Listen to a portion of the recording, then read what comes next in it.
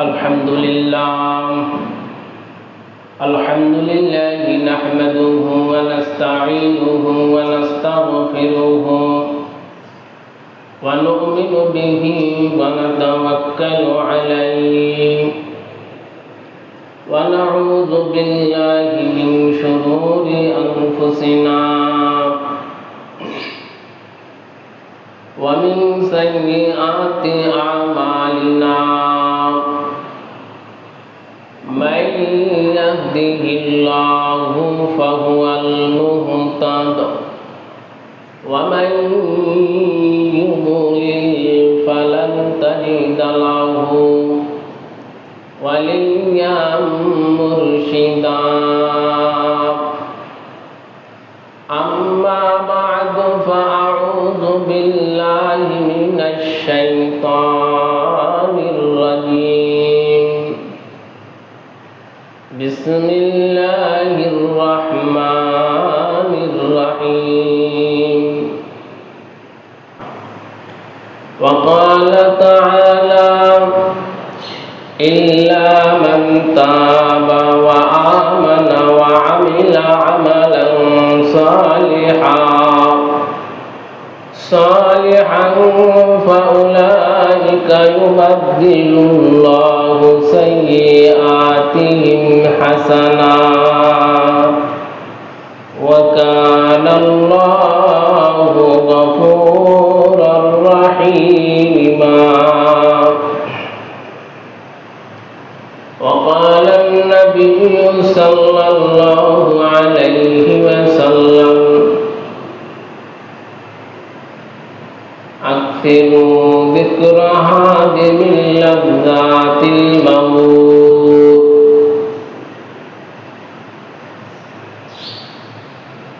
وقال تعالى يا أيها الذين آمنوا استعينوا بالصبر والصلاة بارك الله لنا ولكم في القرآن المجيد سبحانك لا علم لنا إلا ما علمتنا علمنا وانفعنا اللهم أرنا الحق حقا وارزقنا اتباعه وأرنا الباطل باطلا وارزقنا اجتنابا সবাই বলেন আমিন দুরূদ ইব্রাহিম পড়ি اللهم صل على محمد وعلى آل محمد كما صليت على إبراهيم وعلى آل إبراهيم إنك حميد مجيد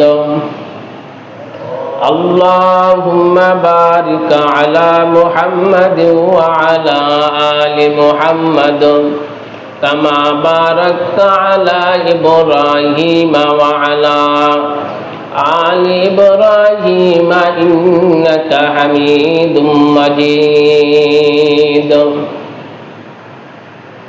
মহান আল্লাহ পাক রব্বুল আলামিনের দরবারে অসংখ্য অগণিত নিয়ামতের শুকর ও সুজুদ যে মহান আল্লাহ সুবহানাহু ওয়া তাআলা আমাকে আপনাকে দুনিয়ার সকল প্রকার ঝামেলা থেকে মুক্ত করে আল্লাহর ঘর মসজিদে আল্লাহ সুবহানাহু ওয়া তাআলা আনছেন এজন্য মহামুনিবের দরবারে শুকরিয়া জ্ঞাপন করি আলহামদুলিল্লাহ আল্লাহ পাক রব্বুল আলামিন আমাদেরকে দয়া করে মায়া করে মেহেরবানি করে যাচাই বাছাই করে ছাঁটাই করে আল্লাহর পাক রব্বুল আলামিন আমাদেরকে মনোনয়ন করছেন তা না হলে এই ইবাদতে ঘর মসজিদে আমরা আসতে পারতাম না আল্লাহ পাক রব্বুল আলামিন বান্দাকে সব সময় সুযোগ দেয় আমার বান্দা ফিরে আসো আমার বান্দা ফিরে আসো ফিরে আয় বান্দা আয় আয় আমার কাছে আয় বান্দা যদি এই সুযোগটা আল্লাহ পাক রব্বুল আলামিন বান্দাকে যদি না দিতেন, তাহলে বান্দা কশিন কালেও মাপ পাইত না, মাপের কোনো প্রশ্ন থাকতো না। দেখেন, যদি আমাকে বিষদার সাপে যদি কাটে, এর শিফার ব্যবস্থা যদি না থাকতো, তাহলে অনেকেই মারা যেত। শিফার নিয়েও ব্যবস্থা নিয়েও তারপরেও সাপে কাটা রোগী মারা যায়, বিষের ক্রিয়া। দেখেন, এই জন্য বলবো যে আল্লাহ সুবহানাহু ওয়া তাআলা গুনাহ নামক একটা বিষ আছে, অহংকার নামক একটা বিষ রয়েছে, আমিত্ব একটা বিষ, হিংসা বিদ্বেষ একটা বিষ, অতি ভালোবাসা মায়া মমতাও আর একটা বিষ। এই জন্য এই বিষ থেকে পরিত্রাণ পেতে গেলে আমার আপনার তওবা করতে হবে। আমি যদি হিংসা করি, আমার নেক আমল থাকবে না। হিংসা এত বিষ, আমার নেক আমল গুলাকে খালি করে ফেলে। আল্লামা জালালউদ্দিন রুমি রাহমাতুল্লাহ আলাইহির কাছে একজন প্রশ্ন করছেন, পুরা মানব জিন্দেগির মূল রহস্য, মূল বিষয়টা এটা কি হতে পারে?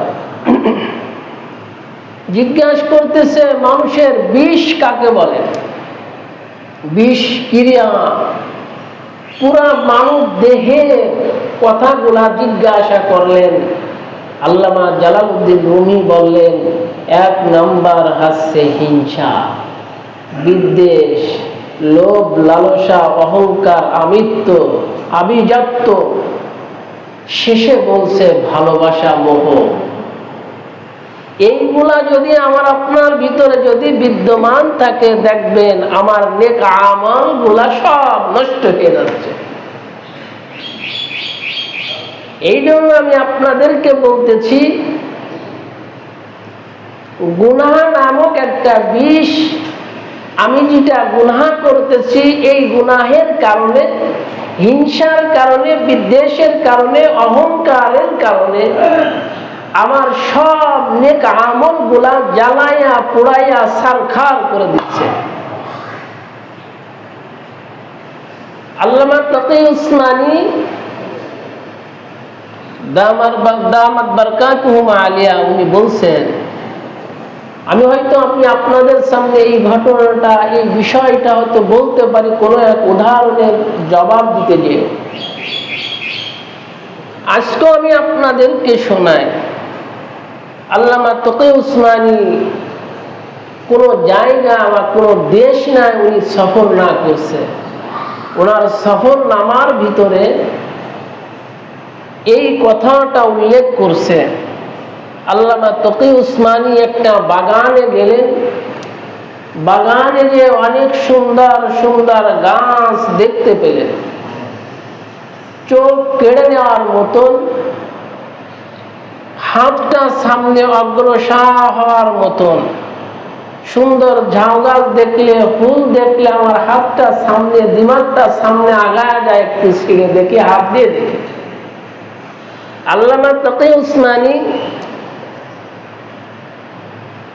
গেলেন, এত সুন্দর একটা গাছ, আকর্ষিত, নিজেকে পাগল করে ফেলছে, নিজে আর ধরে রাখতে পারছে না, সামনে হাত দিতে গিয়েছে। যিনি রাহবার এই বাগানটা ঘুরায়া দেখাইতেছিলেন, তিনি বলছেন, হুজুর ওই গাছে আপনি হাত দিয়েন না, গাছটা দেখতে সুন্দর, গাছটা চোখ শীতল হয়ে যায়, দিমাগ আকর্ষণে আকর্ষিত করে, ওর দিকে মায়া মমতা বাড়ায়, তার দিকে আকর্ষণ করে, আপনি হাত দিয়েন না। হাত দিলে কি হবে?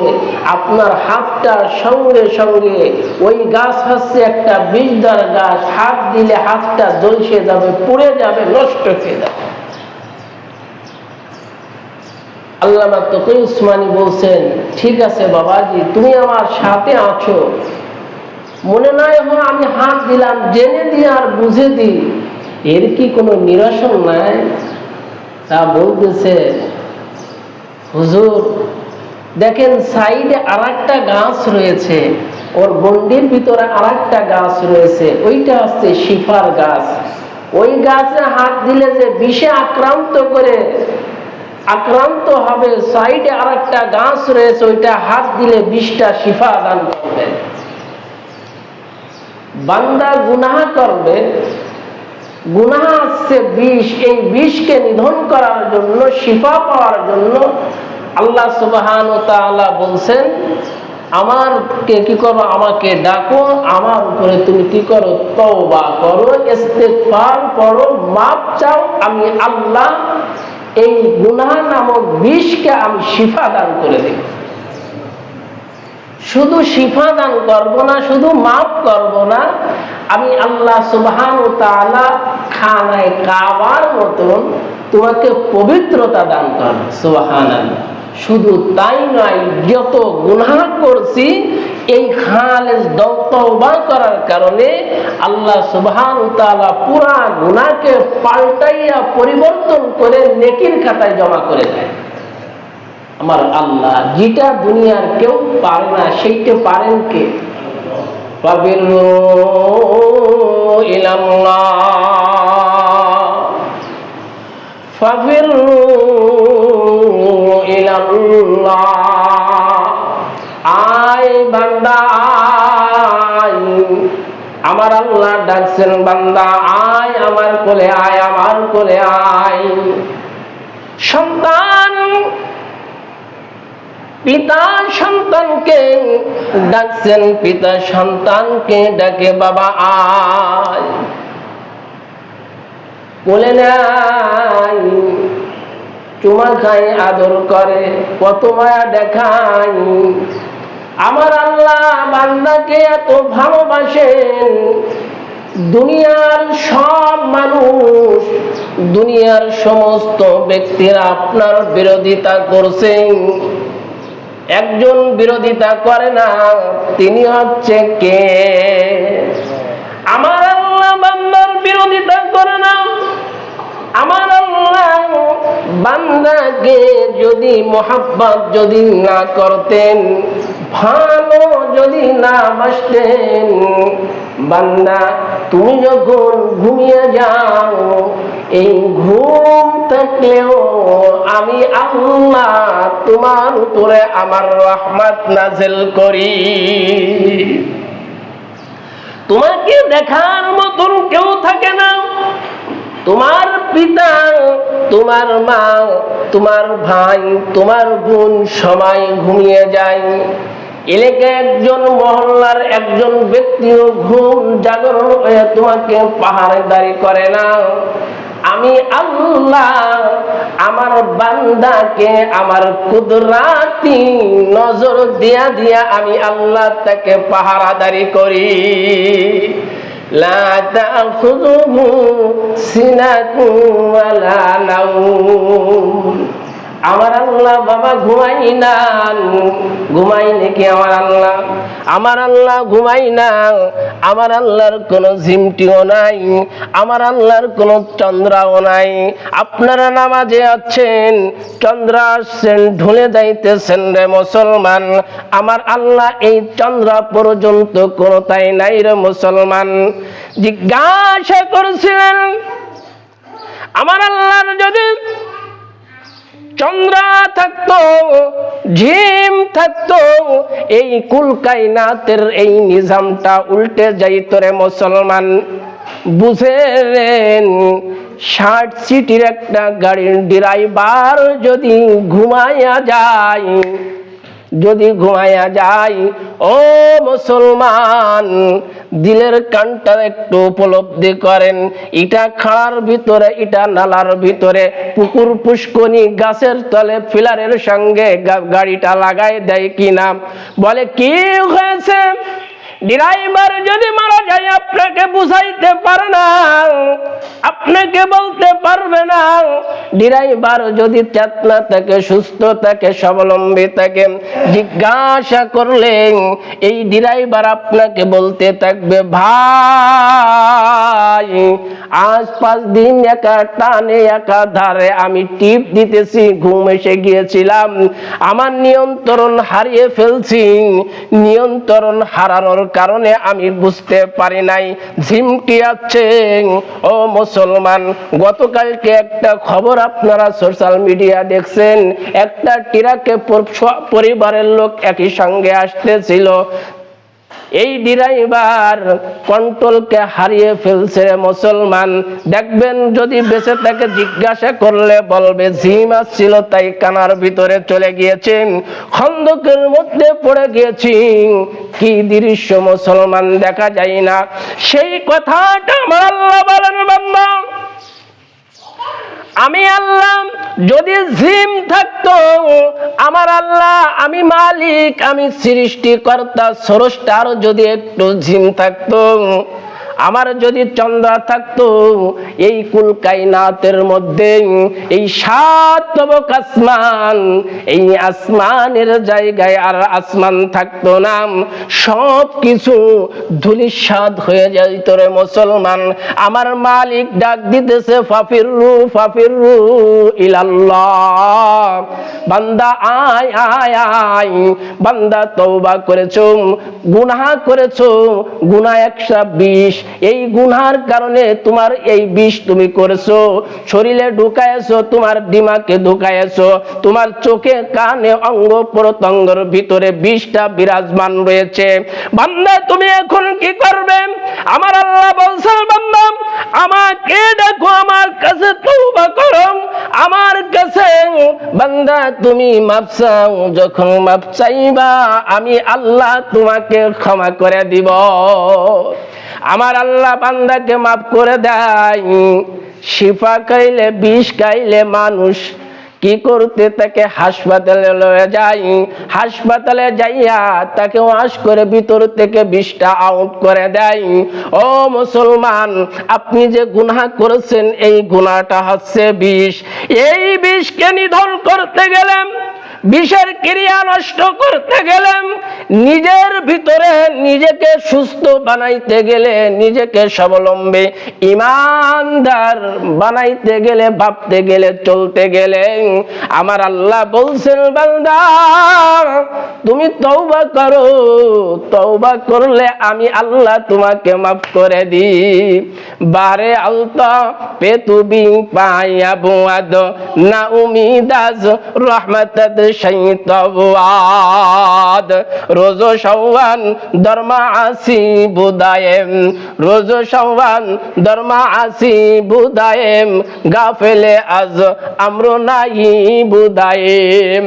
মুসলমান, গুনাহ করছো, ছোট ছোট গুনাহকে আপনি গুনাহ মনে করেন নাই, ছোট ছোট গুনাহকে আপনি গুনাহ মনে করেন নাই রে মুসলমান। যদি ছোট ছোট গুনাহকে যদি গুনাহ মনে করতেন, তাহলে আপনি গুনাহ মনে করে যদি নিজেকে চালাইতে পারতেন, কোন মুসলমান কোনদিন গুনাহ করতে পারত? কোনদিন গুনাহ করতে পারে না। যার থেকে ছোট গুনাহ মুস্তাহাব ছুটে যায়, মুস্তাহাব মুবাহ জিনিস যার থেকে ছুটে যায়, তার থেকে মুস্তাহাব ছুটে যায়, যার থেকে মুস্তাহাব ছুটে যায় তার থেকে সুন্নাত ছুটে যায়, যার থেকে সুন্নাত ছুটে যায় তার থেকে নফল ছুটে যায়, যার থেকে নফল ছুটে যায় তার থেকে ফরজও ছুটে যায়। নফল ছুটে যায়, সুন্নাত ছুটে যায়, সুন্নাত ছুটে গেলে ওয়াজিব ছুটে যায়, ওয়াজিব যখন ছুটে যায় তখন মুসলমান আল্লাহর বিধান ফরজে আইন নামাজও আপনি ছাড়তে দ্বিধাবোধ করবেন না। এক যুবক সুলতানুল ওয়াজিন নামক কিতাবের 10 নম্বর খণ্ড 4444 নম্বর পৃষ্ঠার ভিতরে আছেন আল্লামা খলিফা আব্দুল মালিক রহমাতুল্লাহ আলাইহি বলতেছেন, আমার কাছে একজন যুবক আসতো, এত পেরেশান, এত গনগিনে, এত টেনশন, এত পেরেশান। খলিফা আব্দুল মালিক জিজ্ঞাসা করতেছেন, এই ঘটনাটা, এই ওয়াকিয়া সুলতানুল ওয়াজিন নামক কিতাবের মধ্যে আল্লামা সুলতান আহমদ নানুপুরি রহমাতুল্লাহ আলাইহি আনছেন। বলছেন, এই যুবকের কাছে আমি জিজ্ঞাসা করলাম, এত টেনশন, এত পেরেশান কেন? জিজ্ঞাসা করতেছে খলিফা ইবনে আব্দুল মালিক জিজ্ঞাসা করেন। আব্দুল মালিক রে বলছেন, হুজুর আমি এমন গুনাহ করছি যে গুনাহ আমি যে গুনাহ করছি এই গুনাহ হয়তো আল্লাহ মাফ করবে না, এই জন্য পেরেশান, আমার বুকটা ফেটে কান্না আসে। 5টা কবরে আমাকে পরিবর্তন, আমাকে এই সঠিক রাস্তায় আসার জন্য এত পেরেশানি আমি ভুগতেছি। এই কথা যখন বলছে, খলিফা আব্দুল মালিক বলতেছে, রে বাবা, আসমান থেকে যে আসমানওয়ালা আসমান বানিয়েছেন তার থেকেও কি তোমার গুনাহ বড়? বলছে হ্যাঁ। জমিন থেকে তোমার গুনাহ বড়? তা বলতেছে হ্যাঁ। খলিফা আব্দুল মালিক যে কথা বলে, ও যুবক ভাইরা ভালো করে শোনেন, আমি আপনাদেরকে বোঝানোর চেষ্টা করতেছি। এই খলিফা আব্দুল মালিক রে বলতেছে, হুজুর আপনি যা কিছু বলেন না কেন, যার সঙ্গে তাসবিহ মুশাহাদা দেন না কেন, আপনি মিসাল পেশ করেন না কেন, আমার বুঝে আসতেছে না আমি যে গুনাহ করেছি আল্লাহ হয়তো আমাকে মাফ করবে না। কি গুনাহ করছো? বলছে, হুজুর আমি কাফন চুরি করতাম। আমি যখন প্রথম কবর খনন করলাম, প্রথম কবর খনন করার পর আমি চালি ধরে যখন টান দিয়েছি, কবরের মুর্দাটা এমন অবস্থায়, এমন হালাত, তার গলাটা মটকাইয়া পিছন দিক দিয়া ফিরাইয়া রেখে দিয়েছে। আর এই কবরের মায়েরটা এত চিৎকার দিচ্ছেন, এত চিৎকার, এই চিৎকার শুনে আমি দৌড়ানো শুরু করলাম। দৌড়াইতেছি, গায়েব থেকে আওয়াজ আসতেছে, ও যুবক কেন দৌড়াইতেছো? মায়েতের কাছে জিজ্ঞাসা করে দেখো কি অপরাধের কারণে তার ঘাটটা মটকাইয়া উল্টা দিকে পূর্বা দিকে ফিরাইয়া দিয়েছে। বলছে, আমার নিজে আমি কন্ট্রোল করতে পারি নাই, আমার ভয়ে আমি যে ভয় পেয়েছি, আমি এই জন্য দৌড়াইতেছি। ওই গায়েব থেকে আওয়াজে আমি যুবককে বলে দেই, রে ও যুবক, ওর এই আযাবটা, এই অবস্থা, এই হালাতটা হয়েছে এই কারণে সে জীবনে কোনোদিন নামাজ পড়ে নাই, আর নামাজিকে সে উপহাস করতো। 1 নাম্বার। 2 নাম্বার, আমি 2 নম্বর কবর খনন করলাম। যখন চালি ধরে যখন টান দিই তখন দেখি কবরের হালাতটা অন্যরকম। এই কবরের হালাত যখন আমি দেখছি, এই যুবক এই লাশটার সঙ্গে কি ব্যবহার করা হইতেছে, এই লাশটাকে একটা আগুনের ফিলালের সঙ্গে বাঁধা। রিওয়ায়াতে আছে আগুনের ফিলালের সঙ্গে বাঁধা, এবং পায়ে বেড়ি, হাতে বেড়ি, আর টর্চারিং করতেছে, চিৎকার করতেছে। আমি দৌড়াইতেছি। আমি যখন দৌড়াইয়া সামনে ক্লান্ত, গায়েব থেকে আওয়াজ দেয়, আওয়াজে আমাকে জিজ্ঞাসা করতে বলে হালাত সম্পর্কে।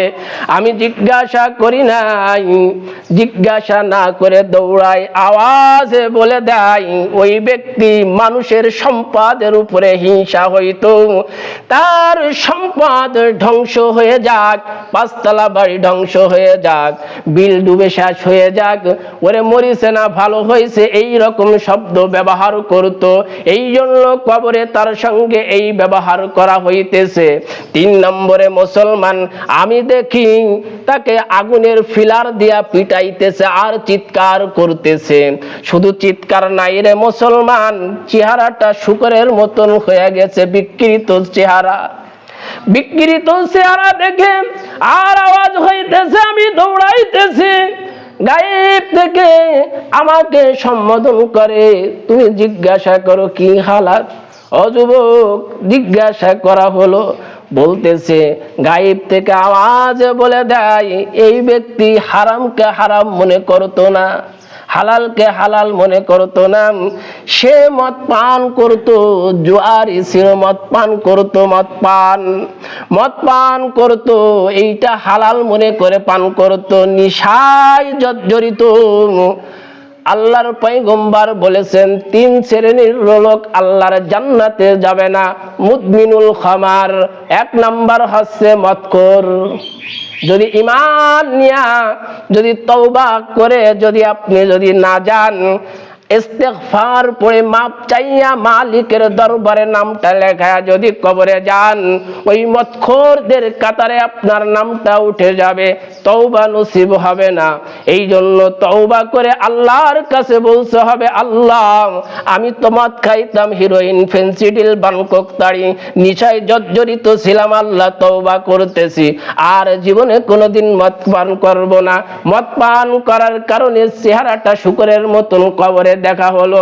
সামনে 4 নম্বর, 5 নম্বরে যায় দেখা হলো মুসলমান, এই ব্যক্তি এমন ব্যক্তি ছিল রে মুসলমান, শুধু শুধু খামাখা মিথ্যা কথা বলতে এবং মিথ্যা কসম খাইতো আল্লাহর কিরে, বিদ্যের কিরে, কোরআনের কিরে, কাবার কিরে, মসজিদের কিরে, নাউজুবিল্লাহ, কথা ঠিক কিনা?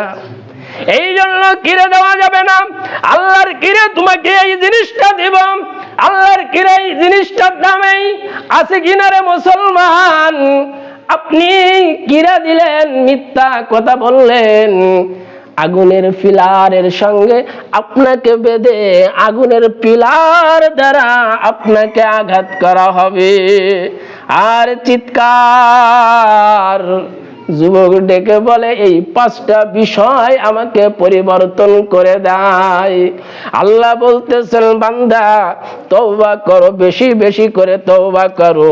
ইল্লা মান তাবা ওয়া আমানা ওয়া আমিলা আমালান সালিহান ফাউলাইকা ইউবাদদিলুল্লাহু সাইয়্যাতিহিম হাসানা ওয়া কানাল্লাহু গফুরুর রহিমা। আল্লাহ আমাদের সবাইকে খালেস দিলে তওবা করে কবরে যাওয়ার তৌফিক দান করুক। আমিন। আখিরি দাওয়ানা।